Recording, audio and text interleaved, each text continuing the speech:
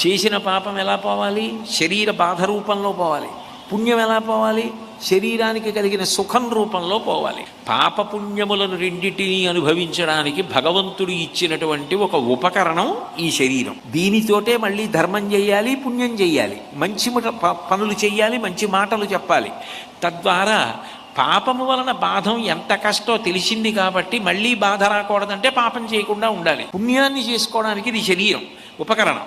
అందుకు కాళిదాస మహాకవి శరీరమాద్యంకులు ధర్మ సాధనం అంటాడు. ధర్మం చేయడానికి ఇది సాధనం. అది తెలుసుకుని ప్రవర్తించాలి. లేకపోతే దీంతో పాపం చేసి దుఃఖం వద్దంటే ఎలా మానుతుంది?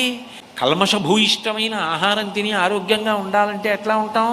పరిశుద్ధమైన ఆహారం తింటే ఆరోగ్యంగా ఉంటాం. అట్లాగే మంచి కర్మలు చేస్తే మంచి ఫలితాలు వస్తాయి, చెడ్డ కర్మలు చేస్తే చెడ్డ ఫలితాలు వస్తాయి. నీకు మంచి ఫలితాలు కావాలనుకుంటే చెడ్డ కర్మలు చేయకుండా ఉండడం ఒక్కటే లోకంలో పరిష్కారం అవుతుంది. సృష్టికి